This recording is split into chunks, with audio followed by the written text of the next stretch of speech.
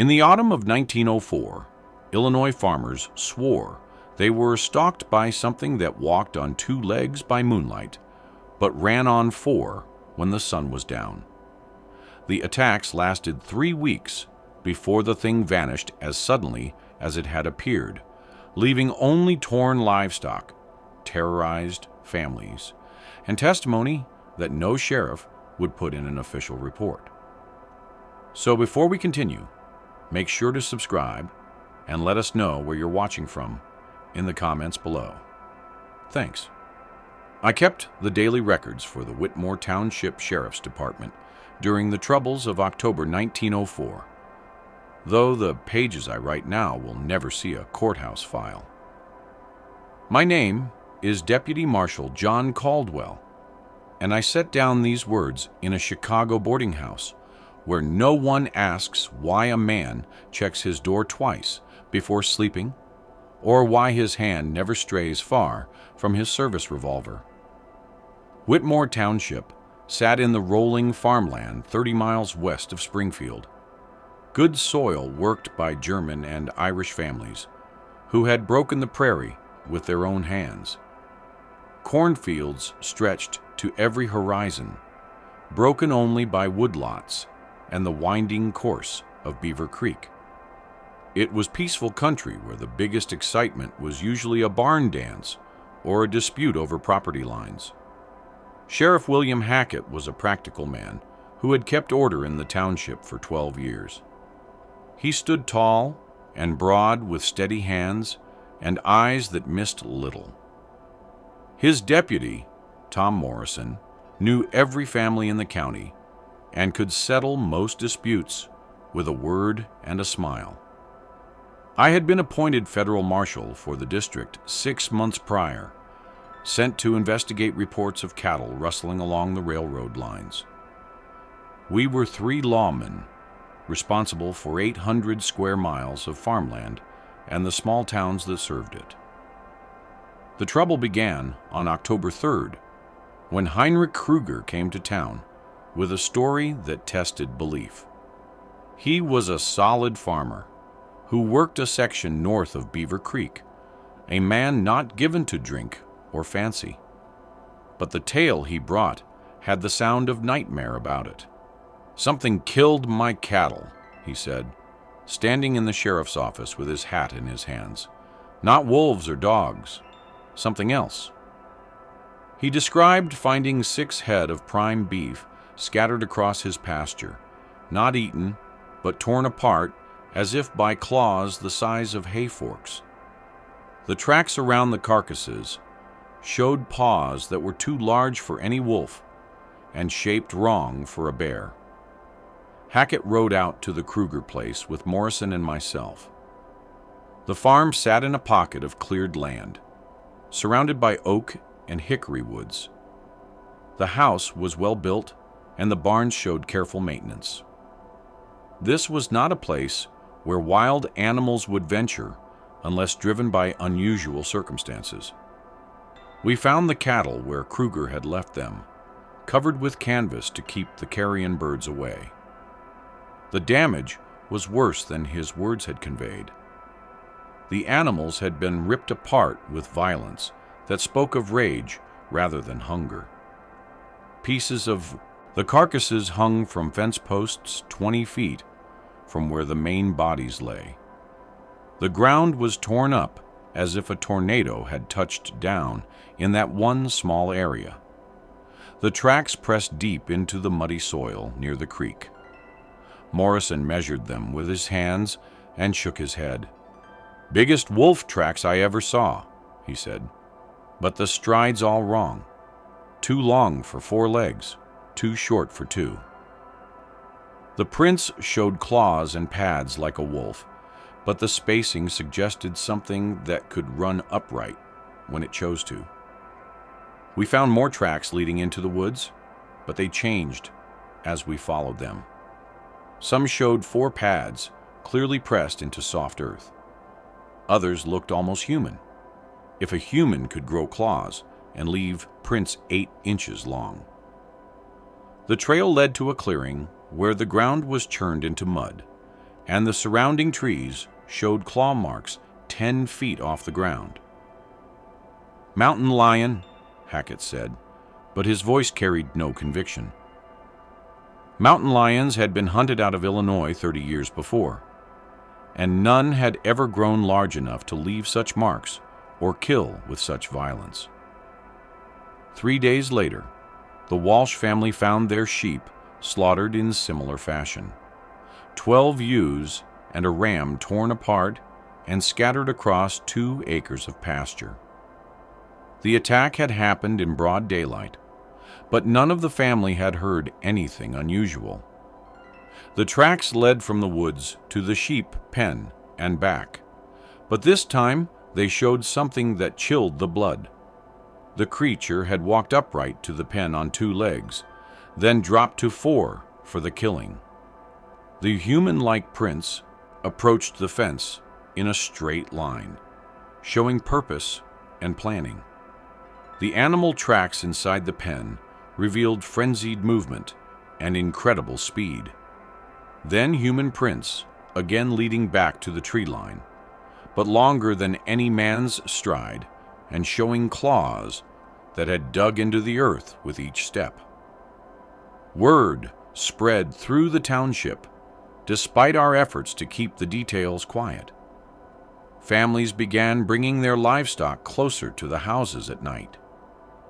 Men started carrying rifles when they went to check their fields.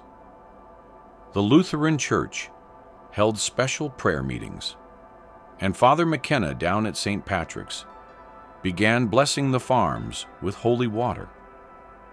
I sent telegrams to colleagues in other districts, asking if they had encountered anything similar. The replies came back negative, but one marshal in Wisconsin mentioned strange attacks on lumber camps 3 years prior.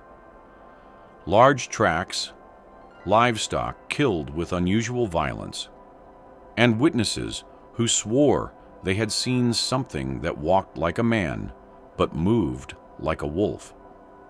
The attacks had stopped as suddenly as they began, and no explanation had ever been found. On October 12th, we had our first sighting. Emma Hoffman was drawing water from her well near sunset when she saw something emerge from the cornfield behind her house. She described it as taller than a man, but moving with a wolf's gait, covered in gray fur that seemed to shift and change in the dying light. It stood watching her for perhaps a minute, then dropped to all fours and vanished into the corn with speed that left the stalks swaying long after it had passed. Mrs. Hoffman was known as a level-headed woman who managed her late husband's farm with skill and determination. She was not given to flights of fancy or strong drink, but her description of what she had seen challenged every rational explanation. "It looked at me," she said. "Looked at me with eyes that knew things. Not animal eyes. Something else." We organized hunting parties, 20 men with rifles and hounds, but the dogs would not take the trail. They would follow the tracks for perhaps 50 yards and then refuse to go further, whining and backing away with their tails between their legs. The horses showed similar reluctance, snorting and shying away from areas where the creature had passed. The thing began to show itself more frequently as October wore on, always at twilight or dawn, always at the edge of vision. Farmers reported glimpses of something gray moving through their fields. Children claimed to see a tall figure watching them from the woods as they walked to school. The miller's wife swore something had looked through her kitchen window one evening, leaving scratches on the glass that looked like claw marks. On October 18th, it attacked a human being. Young Billy Morrison, Deputy Morrison's nephew, was walking home from the Schneider farm where he had been helping with the corn harvest. The path led through a quarter-mile of woods along Beaver Creek, a route he had traveled safely hundreds of times. He was 15 years old, strong and quick, with enough sense to carry a shotgun when darkness threatened. We found him the next morning when he failed to arrive home for supper.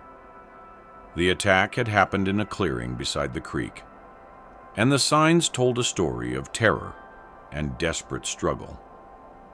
Billy had managed to discharge both barrels of his shotgun, and we found blood on the trees where at least one charge had found its mark. But the thing had overwhelmed him despite his efforts.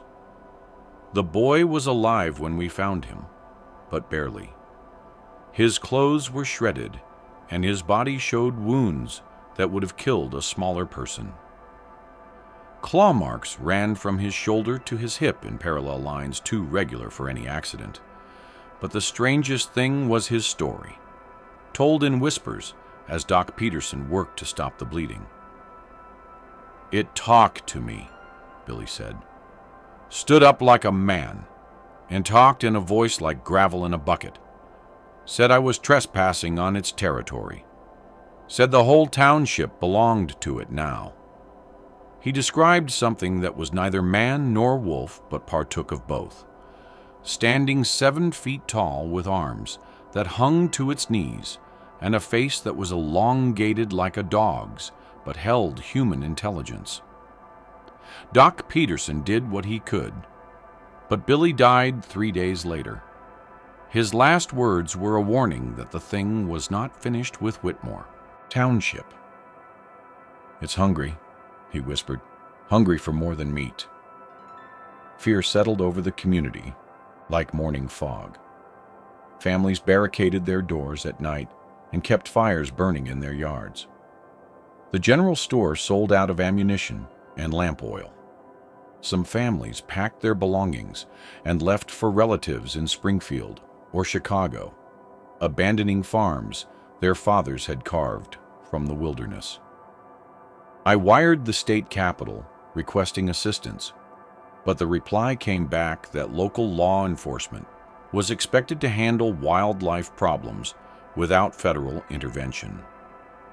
The suggestion was made that we contact the university for advice on dealing with large predators, as if professors who had never left their lecture halls could tell us how to hunt something that defied natural law. On October 24th, we got our chance for a direct confrontation. The creature made the mistake of attacking the Kowalski farm while the family was gathered for their daughter's wedding celebration. 30 people saw it emerge from the tree line, and this time they were ready. The men had positioned themselves around the farmyard with rifles and lanterns. When the thing charged the barn where the livestock was penned, they opened fire from 3 directions. The creature was hit multiple times. We found blood trails leading back into the woods, but it fought with a fury that scattered the defenders like wheat before a storm. Stefan Kowalski managed to get close enough to see it clearly in the lantern light. His description matched what Billy Morrison had told us, but with details that added to the nightmare. The thing's fur was not uniform gray, but mottled with patches of what looked like human skin. Its hands were human in shape, but ended in claws that could rend wood like paper. And its eyes reflected the lantern light with an intelligence that was distinctly human, even as its behavior remained purely animal. "It smiled," Kowalski said, "showed me teeth like a wolf's, but it smiled like it was enjoying the game we were playing." The thing had taken 2 sheep from the pen and vanished into the darkness, moving with speed that defied its size and apparent wounds. The blood trail led to Beaver Creek and then disappeared. We followed it upstream for 2 miles, finding occasional drops on rocks or vegetation, but the creature had used the water to mask its passage. Dogs brought in from Springfield refused to cross the creek where the trail ended, backing away and howling as if they sensed something that terrified them. 3 days later, the attacks stopped as suddenly as they had begun. No more livestock was killed. No more tracks appeared in farmyards. The thing that had terrorized Whitmore Township for 3 weeks simply vanished, leaving behind only questions and traumatized families.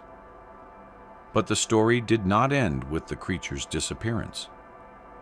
In the weeks that followed, strange changes began to manifest in those who had encountered it most closely. Emma Hoffman, who had seen it first, developed an aversion to bright light and began staying indoors during daylight hours. The Kowalski family reported that their youngest son had begun growling in his sleep and showing unusual aggression during the day. Most disturbing was what happened to those who had been present at the wedding celebration. Several of them began to change in ways that defied medical explanation. Their hearing became unnaturally acute. Their sense of smell grew so sharp they could track animals by scent alone. And their teeth began to change, becoming sharper and more prominent. Doc Peterson documented these changes as best he could, but his medical training provided no framework for understanding what he observed. When he sent his reports to colleagues in Chicago, they were dismissed as the effects of mass hysteria or contaminated water supplies. No one wanted to acknowledge that something beyond normal experience had visited Whitmore Township. I completed my investigation of the cattle rustling reports, which proved to be the work of ordinary thieves, and submitted my findings to the Federal District Office. My report made no mention of the creature or the attacks, only routine criminal activity that had been resolved through standard law enforcement procedures. When my superiors asked about the unusual number of livestock deaths mentioned in local newspaper accounts, I attributed them to wild dog packs and coyotes moving in from the western territories. Sheriff Hackett filed his own reports with the state authorities, documenting the livestock losses as predator attacks and Billy Morrison's death as a hunting accident. The truth was too far outside the boundaries of acceptable reality to be recorded in official documents. Better to let the whole affair fade into local folklore than to challenge the rational worldview that kept society functioning. But the truth had a way of persisting despite official silence. Stories spread through the farming communities of central Illinois, growing and changing with each telling. The creature became larger and more terrible in the retelling, its attacks more frequent and devastating. Some versions had it leading a pack of wolves. Others claimed it could change from human to animal form at will.